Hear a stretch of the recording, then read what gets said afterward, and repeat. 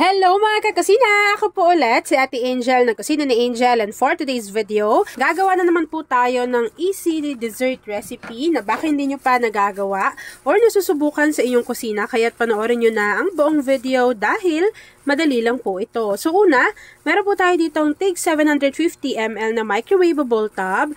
Tapos, kagaya po ng sinasabi ko sa inyo, mas tipid kapag hinihiwa nyo po sa gitna itong ating cake bar. Ang pinili po nating flavor ay custard flavor. Yan po yung magiging complement sa gagawin nating dessert. So, bali po, tig 3 piraso lang yung inilagay natin dito. Tapos, kapag nailagay nyo na yan dyan sa ating microwavable tub, i-set aside nyo lang po yan.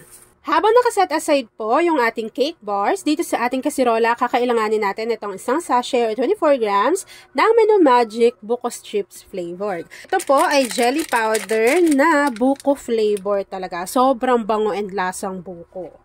After adding ng ating jelly powder, kakailanganin naman po natin dito ng 1/4 cup nitong buko pandan powder. Take note na hindi pa po nakabukas yung apoy sa ating kalaan. Kapag nailagay na po natin yung ating dry ingredients, lalagyan lang po natin ito ng 3 cups of water. Maglagay na rin po tayo dito ng 1 can or 380 grams ng evaporated milk.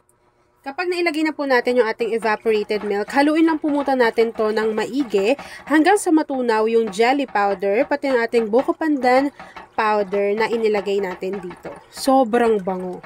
Kung isa ka pala sa buko pandan lover, say hi Angel sa ating comment box section, and i-comment mo naman dyan sa ating comment box section kung anong dessert recipe na buko pandan flavor na yung nagawa mo at natikman mo.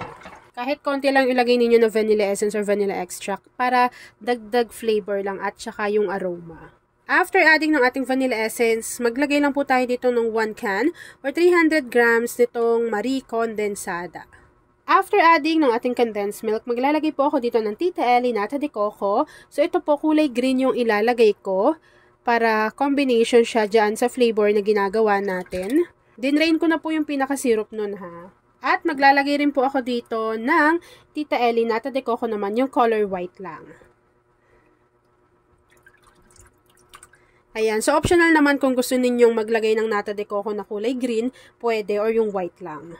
After nating mapagsama-sama yung ating mga ingredients dito sa ating kasirola, haluin lang po muna natin to ng maigi. At kapag nahalo na po natin yan ng maigi, bubuksan na po natin yung ating apoy sa ating kalan over medium to low heat, and then hihintayin lang po natin na kumulo yung ating mixture. So, dapat po medium to low heat lang para hindi naman po mabigla yung pagluto ng ating mixture.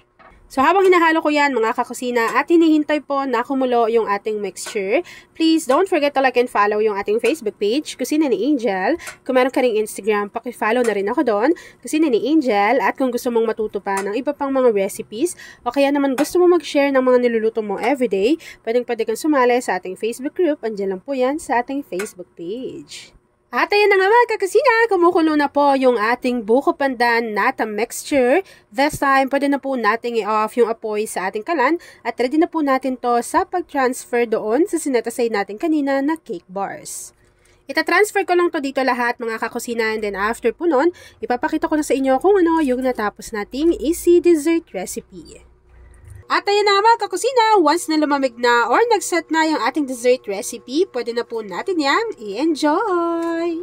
At ayan na mga kakusina, tapos na naman po ang ating easy dessert recipe na creamy buko pandan rough cake. Kung nagustuhan mo yung ating video, please like and share this video. At kung hindi ka pa nakakapag-subscribe sa aking YouTube channel na Kusina ni Angel, please click subscribe button.